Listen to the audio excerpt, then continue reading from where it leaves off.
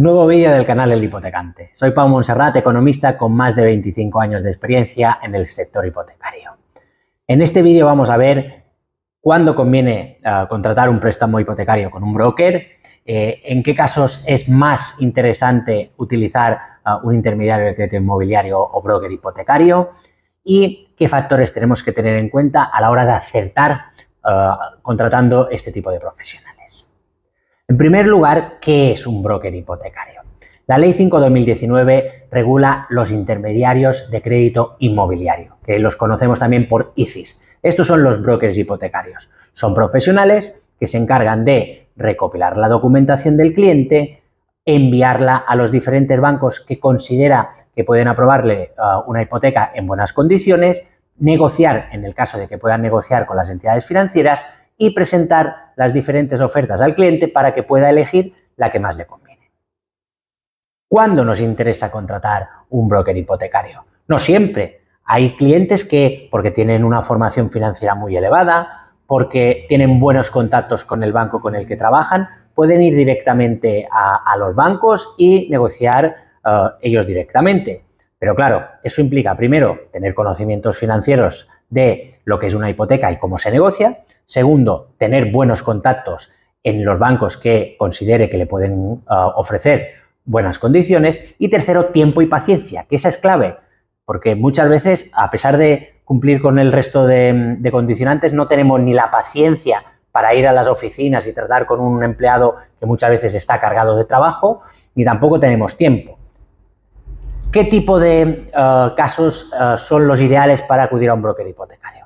En principio y en primer lugar, los casos que son un poco más complicados. Si resulta que los que solicitamos la hipoteca somos un indefinido y un temporal, si resulta que tenemos una vida laboral relativamente corta o con muchas interrupciones, si pedimos un tipo de hipoteca muy especial, pues por ejemplo porque queremos reunificar algunas deudas, si vamos a más del 80% de la compraventa, estos son los casos que diríamos difíciles. Pero también después están los casos buenos, los casos de clientes que son muy solventes y que su banco de toda la vida les daría la hipoteca, pero que quieren ver mejores condiciones, quieren tener un profesional que negocie para ellos y por eso tenemos la figura del broker hipotecario.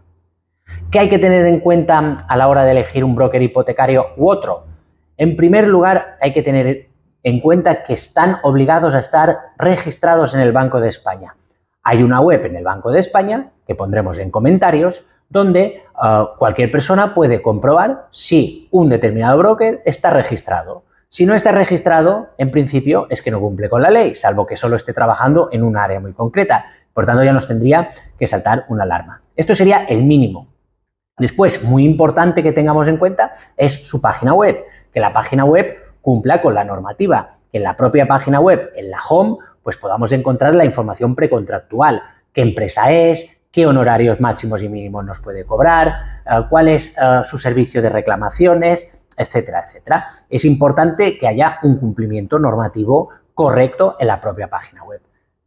También es de vital importancia que nos envíen el contrato de intermediación, un contrato que nos da las obligaciones, pero también los derechos que tenemos frente al propio servicio de intermediación. Ese contrato lo tenemos que revisar bien y no tenemos que firmarlo antes de habernoslo leído y de haber elegido pues, un determinado broker u otro broker.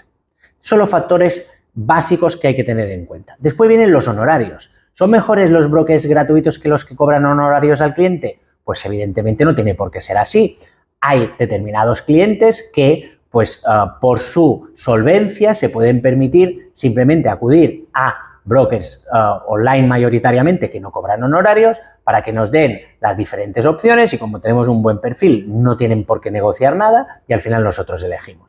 Pero después tenemos los brokers hipotecarios que cobran honorarios porque hacen un trabajo que va más allá de esa intermediación, digamos, gratuita.